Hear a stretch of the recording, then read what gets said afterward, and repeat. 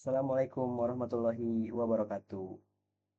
Kembali lagi bersama saya Ajrilian Aji Muroja, mahasiswa Universitas Diponegoro, Sekolah Vokasi dengan program studi Teknologi Rekayasa Otomasi angkatan 2025 dengan NIM 3 digit terakhir 098. Eh, Pada video sebelumnya kita telah mempelajari bahasa pemrograman yaitu bahasa Python yang dimulai dari pengenalan sampai kemarin kita membuat sebuah project yaitu project translator yang menggunakan library Google Trends. Nah, untuk sekarang dan seterusnya kita akan masuk ke materi pembelajaran yang baru, yaitu kita akan melakukan pengkodean atau kita akan menggunakan bahasa pemrograman yaitu bahasa pemrograman C++. Nah, tanpa berlama-lama, langsung saja kita lanjut ke videonya. Oke teman-teman, sebelum kita masuk ke inti materinya, saya akan memperkenalkan dulu terlebih dahulu kepada kalian. Nah, tentunya kan kalian tidak asing ya dengan microcontroller dan IoT, yang dimana kan itu ada terdiri dari SP, Arduino Uno, dan lain sebagainya. Nah, di sini kan bahasa C itu, kalau misal kan biasanya kan kalau misal kita mempelajari microcontroller itu kan biasanya kita memakai Arduino Uno, Arduino IDE. Nah, Arduino IDE itu biasanya memakai bahasa pemrograman bahasa C atau C++. Nah, sebelum itu, sebelum kita langsung ke codingannya, kita akan melihat dulu di sebuah software yang dimana implementasi dari C++ ke sebuah microcontroller. Nah, di sini saya telah membuka ini di web di Google. Saya mengetikkan Tinkercad. Nah, yang dimana Tinkercad ini adalah aplikasi web, platform yang berbasis web. Nah, yang dimana eh, fungsi dari Tinkercad ini adalah untuk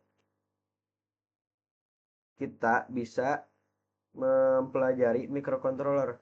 Nah, yang dimana di dalamnya itu terdapat kita bisa me- membuat lah atau mengsimulasikan rangkaian elektronika. Yang kedua, kita bisa membangun prototipe virtual. Yang ketiga, Tinkercad ini adalah sebagai alat pembelajaran dan yang lainnya. Nah, selanjutnya fungsi dari microcontroller dari Tinkercad ini, yang pertama dia bisa menyimulasikan Arduino Uno, dan juga dia bisa memakai dua bahasa pemrograman, yang mana dua itu yang pertama itu berbasis teks dan yang kedua itu berbasis blok. Jadi web Tinkercad ini cocok untuk kita untuk mempelajari microcontroller dan pemrogramannya. Nah, tanpa berlama-lama, kita langsung saja karena di sini saya sudah membuka webnya dan membuat rangkaiannya. Nah, di sini saya tadi merangkai Arduino Uno microcontrollernya, dan ini terdapat breadboard, dan di sini ada lampu LED, di sini ada dua buah resistor, dan di sini ada push button. Nah, yang dimana ini ada tegangan 5 volt, saya hubungkan dengan plus di sini, dan ini ground, saya hubungkan dengan minus di sini, dan ini pin 6 ke resistor, dan juga 4 ini juga sama ke resistor, dan dimana ini bisa dijalankan. Oke teman-teman, bisa dilihat di sini ada kode, yang dimana kode ini memakai kode C++. Nah, di sini terdapat dua fungsi yang mana kode ini bisa mengontrol microcontroller ini, Arduino Uno, dikontrol oleh kode ini. Nah, di sini ada dua fungsi, ada fungsi setup dan fungsi loop. Nah, untuk pin mode 4 ini, nah di sini berarti ini berfungsi sebagai output yang dimana ini nantinya akan berfungsi sebagai pengalir arus yang dimana nanti ini lampu ini akan menyala. Nah, fungsi dari resistor ini adalah sebagai pembatas. Dan yang kedua ada pin mode 6 yaitu sebagai input yang dimana kan ini. Nah, input jadi ketika si push button ini ditekan, nah nanti dia akan masuk ke sini. Jadi berfungsi sebagai input. Nah, yang kedua ini ada fungsi loop. Nah, jadi ketika 6 bernilai 1, maka eh, pin 4 tadi atau ya pin 4 tadi akan bernilai high atau menyala, dan sebaliknya jika tidak bernilai 1 maka digital write 4 ini nantinya akan bernilai low atau lampu akan mati. Nah, ini bisa dilihat. Jadi ketika ini kode yang telah dibuat, ini bisa dipencet, bisa menyala lampunya. Jadi ketika dipencet maka lampunya akan menyala. Nah, seperti ini. Nah, jadi kan ini memakai sumber 5 volt. Nah, ini masuk ke sini, lalu ini masuk ke sini. Nah, dan ini lampunya dari sini, sini dan ini. Di arusnya tuh dari sini ke resistor, lalu ke lampu, lalu ke bawah dan ke ground, ke minus. Jadi ini bisa bisa ditekan dan nyala. Nah, di sini juga bisa dilihat ya teman-teman, tidak hanya ada C++. Kita stop dulu simulasinya. Nah, di sini ada berbasis blok, tag atau blok dan tag. Nah, ini misal blok dan tag seperti ini. Terus misal blok saja jadi seperti ini. Nah, ini teks. Setelah tadi kita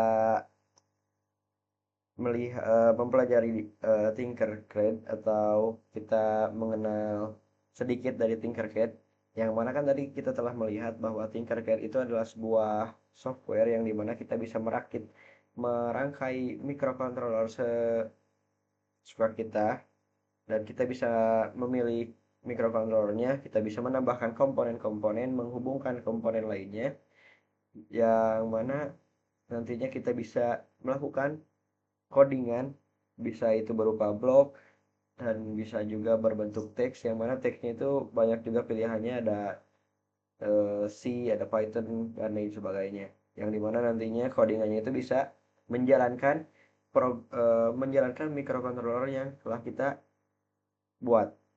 Nah, sekarang kita langsung saja ke Blockly Developer, yang dimana Blockly Developer ini adalah sebuah editor yang dibuat oleh Google. Nah, langsung saja kita klik. Nah, ini adalah tampilan awalnya. Nah, bisa dilihat di sini. Jadi library Blockly eh, dapat disesuaikan ke aplikasi dan menjadikan konsep coding sebagai blok yang solid dan terkait. Nah, jadi Blockly ini mirip-mirip dengan yang pernah kita praktikan sebelumnya, yaitu mirip dengan Scratch. Nah, bisa dilihat di sebelah kiri di sini ada terdapat blok-blok mirip sekali dengan Scratch, dan di sebelah kiri di sini ada blok warna yang mana umum menunjukkan logic, hijau loop, biru math, kuning text, hijau tua ini ada list, yang pink ini variabel, dan yang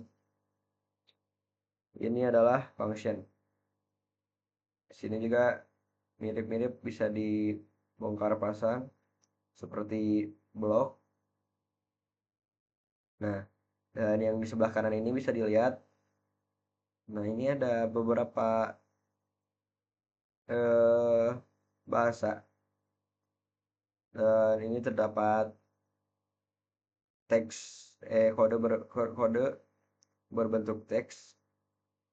Nah, di sini ada kode JavaScript yang dimana ini ada var count sama dengan 1, dan di sini ada kondisi ketika count kurang dari sama dengan 3.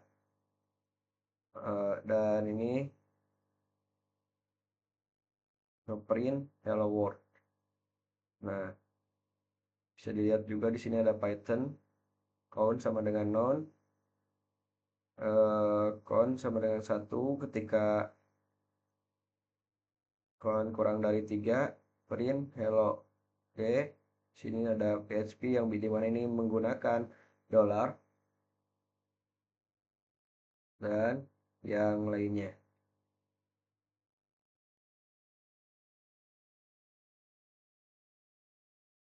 Nah, ini bisa diubah yaitu bahasa Indonesia juga.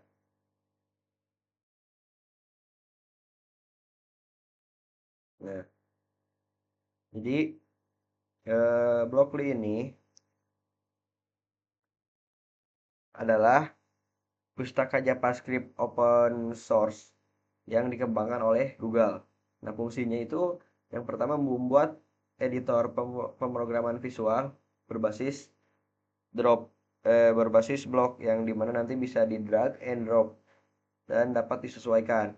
Nah, keunggulannya, jadi ini tuh akan dapat memungkinkan pengguna, terutama pengguna pemula, menyusun program menggunakan blok.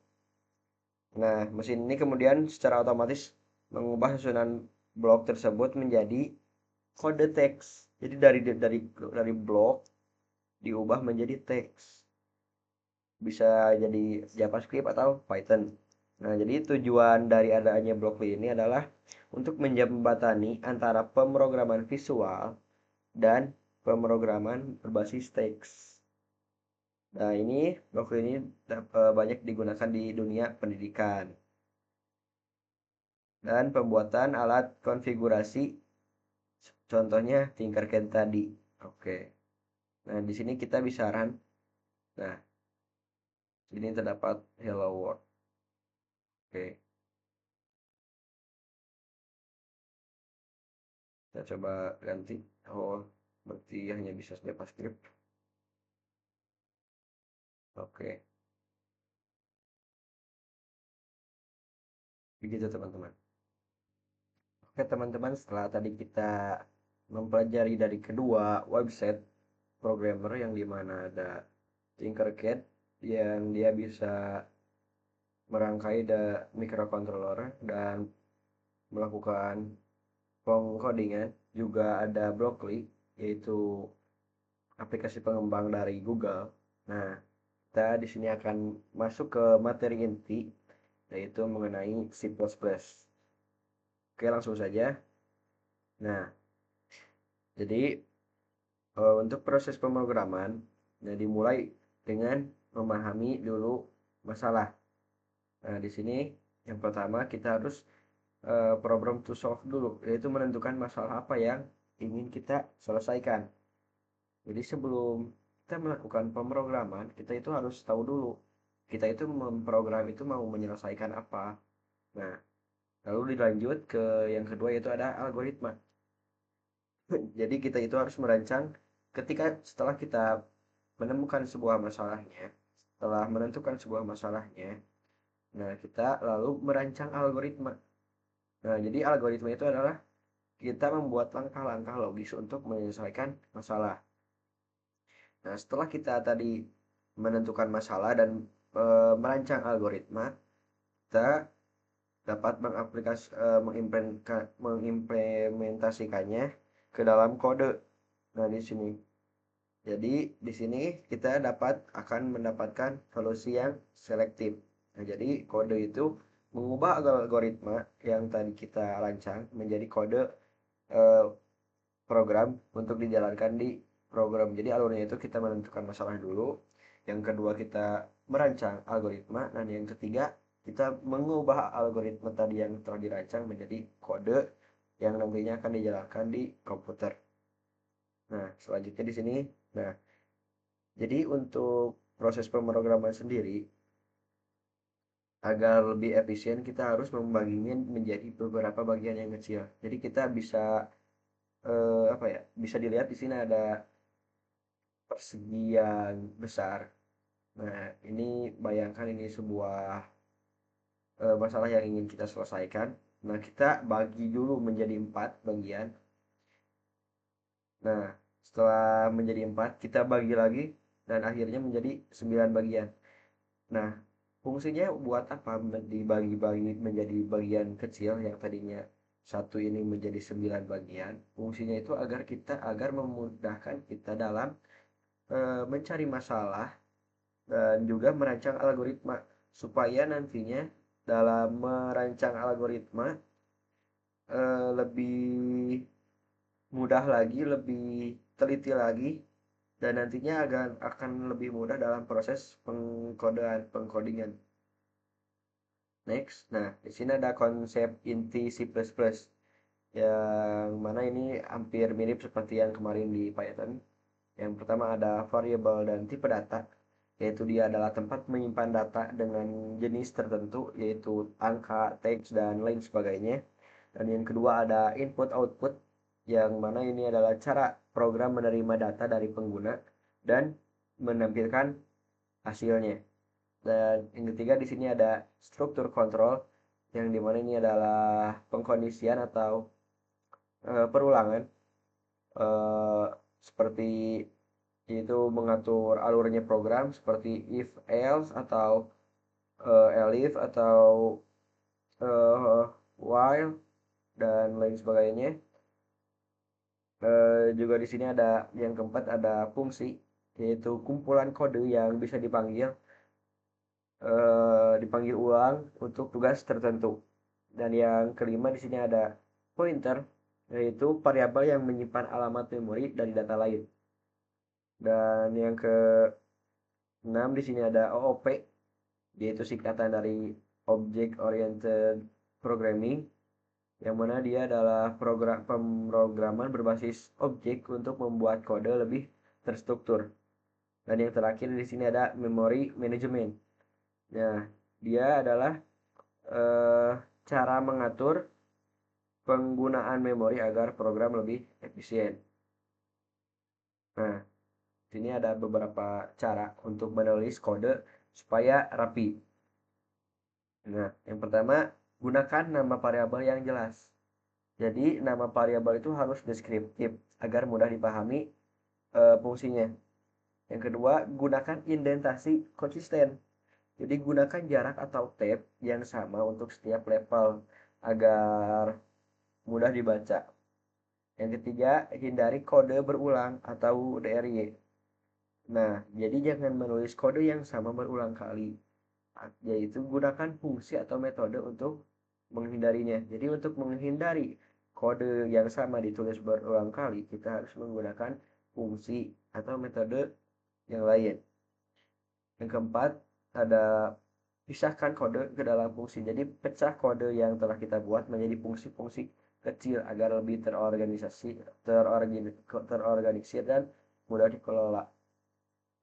Selanjutnya, gunakan komentar seperlunya. Jadi fungsi dari komentar ini adalah untuk menjelaskan kode yang kompleks. Tapi ingat jangan menggunakan komentar secara berlebihan.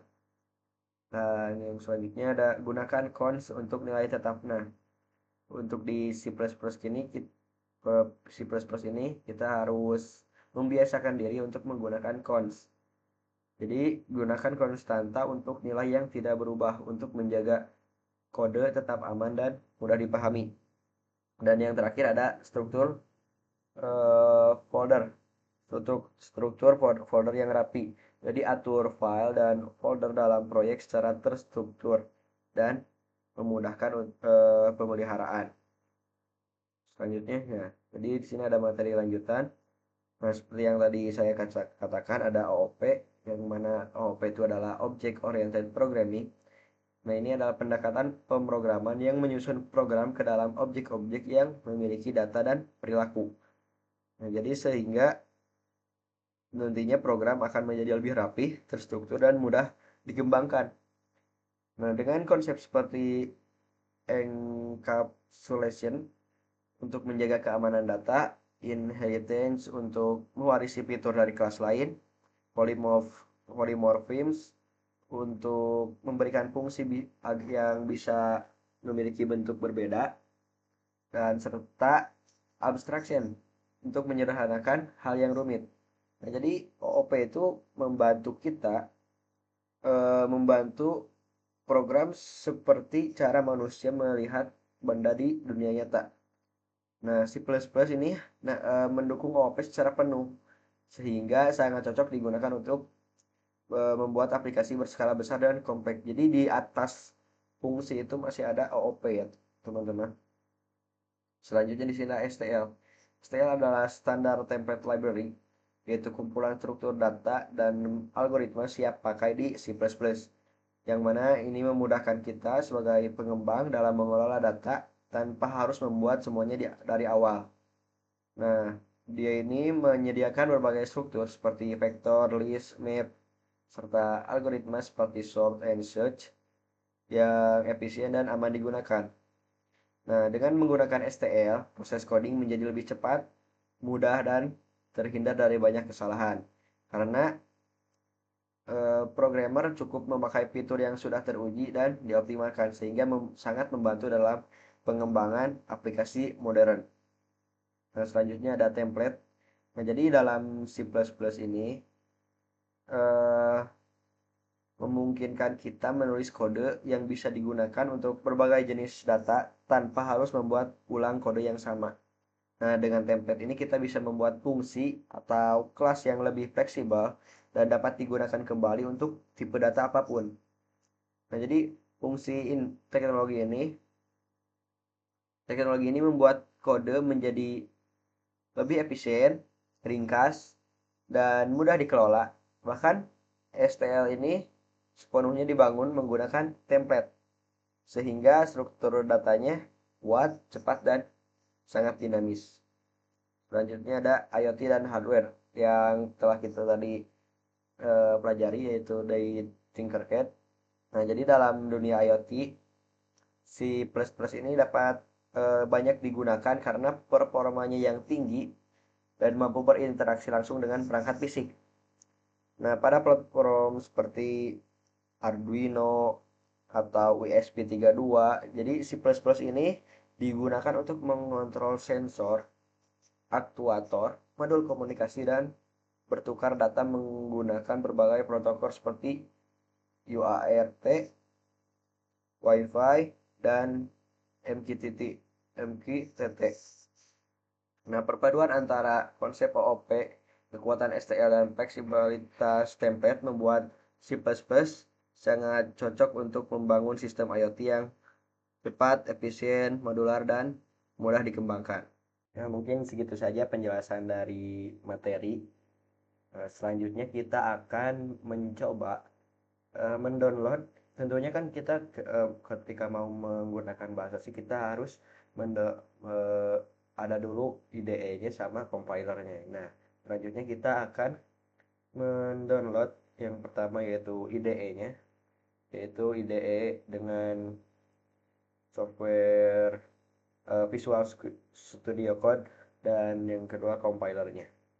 Oke, teman-teman, di sini saya setelah membuka web browser, di mana saya telah mengetikkan di sini ada visualstudiocode.com.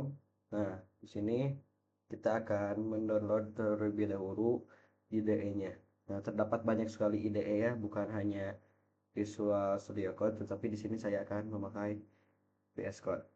Nah, di sini untuk saya kan saya memakai Windows. Windows 11, maka di sini saya akan mendownload untuk Windows. Klik saja di sini teman-teman. Nah, dan otomatis akan terdownload. Kita tunggu. Nah, udah selesai ya teman-teman. Di sini bisa langsung kita klik saja.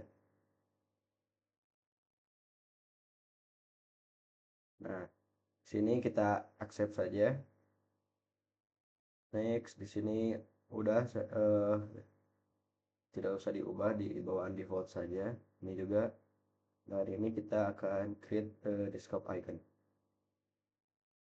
Oke, langsung install. Dan tunggu beberapa saat.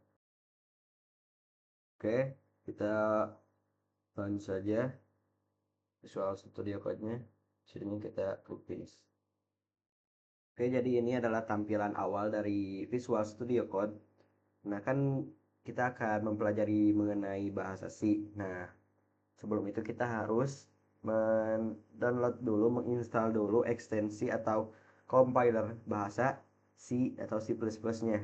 Nah, langsung saja kita ke sini. Kita ketikkan di sini C++ in VS Code. Sini kita klik saja. Nah, sini kita tinggal mengikuti tahap-tahapannya. Nah, di sini di petunjuknya kita harus menginstal dulu ekstensinya di VS Code. Kita ke VS Code terlebih dahulu. Lalu kita install ekstensinya di sini. Dan kita cari C++. Nah, ini kita install saja. Nah, di sini telah di-download oleh 91 juta orang lebih. Yang dimana ini pengembangnya adalah Microsoft. Kita tunggu saja sampai selesai. Nah, sembari menunggu, kita cek dulu di sini. Nah, di sini bisa dilihat. Jadi kita itu bisa mengecek dulu apakah C++ compiler C++-nya udah terinstall atau belum di CMD. Kita klikkan saja di sini CMD. Nah, sesuai petunjuk ya di sini ada untuk melihat apakah compiler C++ sudah terinstall atau belum, kita harus menggunakan baris kode seperti ini. Kita salin saja. Kembali lagi ke CMD. Lalu di sini kita paste. Nah, G++ strip dash dash version. Kita enter saja. Nah, jika tulisannya seperti ini, maka compiler C++ belum terinstall. Nah, ini untuk C++ sudah terinstall ya. Kita langsung saja ke bawah. Nah, di sini ada tulisan install compiler. Nah, kita langsung saja ke sini, go to the min.gw. Kita klikkan saja. Nah, dan di sini ada tulisan direct link to the installer. Kita klik saja di sini. Nah, dan otomatis terdownload. Nah, setelah itu kita juga akan menginstal Code Runner. Nah, udah selesai ya. Bisa dilihat di sini. Jadi untuk menginstal min.gw ini, kita harus menggunakan baris kode seperti ini. Nanti kita salin saja. Dan di sini karena udah selesai mendownloadnya, kita buka saja.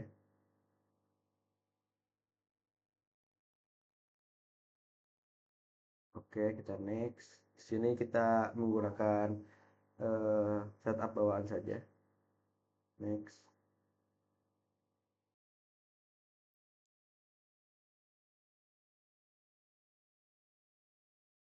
Oke, teman-teman udah selesai. Saya di sini run saja buat finish. Nah, seperti yang dikatakan di sini bahwa in this terminal install the min.gw dengan komen seperti ini. Kita salin saja. Lalu kita buka lagi.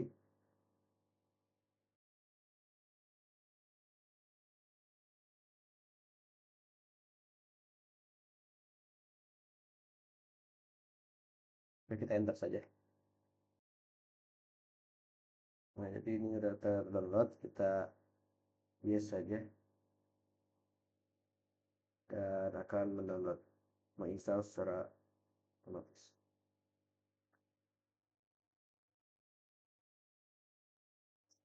Kita tunggu saja.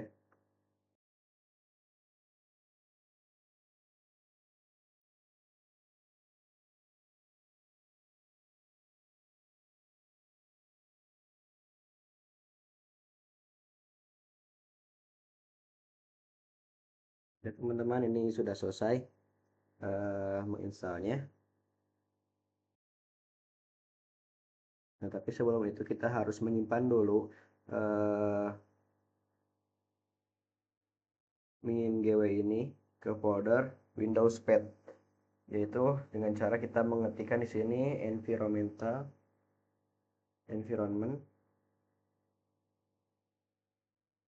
Nah, environment variable. Kita open saja di sini. Kita klik saja di sini ada environment variable. Nah, di sini kita klik saja pad. Nah, di sini kita tambahkan ini. Karena kita tadi menyimpannya secara default, kita bisa copy paste. Kita simpan saja di sini. Kita klik OK, kita cek kembali. Oke, sudah. Oke, oke. Nah, untuk mengecek si plus-plusnya apakah compilernya udah terinstall atau belum, kita bisa buka di sini cmd dan kita ketikkan sesuai yang tadi di sini, yaitu gcc version. Oke, jika tampilannya seperti ini maka dia udah terinstall. Sini bisa dilihat bahwa menggunakan ini versi terbaru yaitu 15.2.0. Kita bisa juga mengeceknya dengan oke, ini terinstall, dan kita juga bisa menggunakan gdb version. Oke, nah ini sudah terinstall. Segitu teman-teman. Oke teman-teman, karena tadi kita telah meninstall compiler C++, kita sekarang akan mencoba menggunakan VS Code ini dengan bahasa C++. Nah, di sini saya telah membuat folder bernama bahasa C. Kita create new file. Nah, biasanya kan buat Python itu main py. Nah, karena ini di sini ada C++, kita ekstensinya yaitu bernama cpp. Kita enter saja. Nah, di sini kita bisa membuat kodenya. Nah, di sini saya akan mencoba membuat kode yang pertama yang seperti biasa yaitu hello world.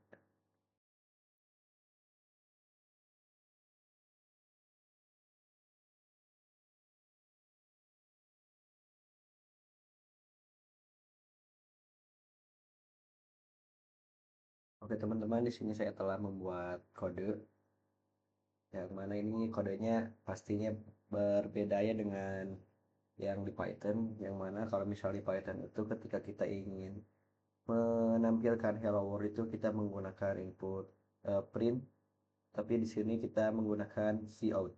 Nah, kita coba debug saja.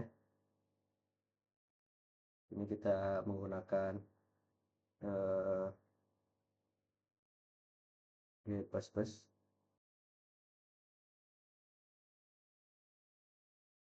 Sini bisa dilihat ya teman-teman bahwa hello world berhasil dimunculkan.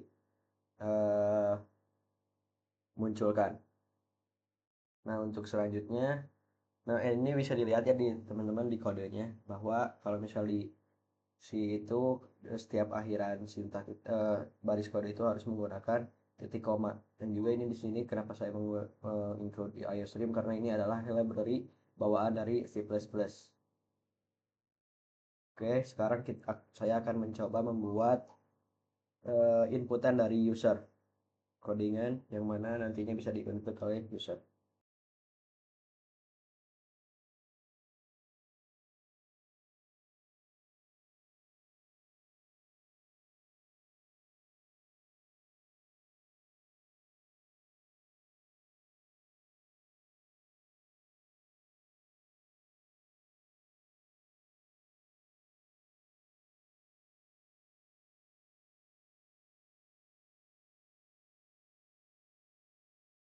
Oke, di sini saya telah membuat codingannya untuk agar user dapat menginputkan angka. Kita run saja di sini. Oke, di sini bisa dilihat di bawah input angka. Misal di sini saya input angka 15. Kita enter. Nah, dan ini eh dia angka yang Anda inputkan adalah 15. Jadi codingannya telah berjalan ya teman-teman. Nah, mungkin segitu saja dari video ini. Semoga konten saya bermanfaat. Sampai jumpa di konten selanjutnya. See ya.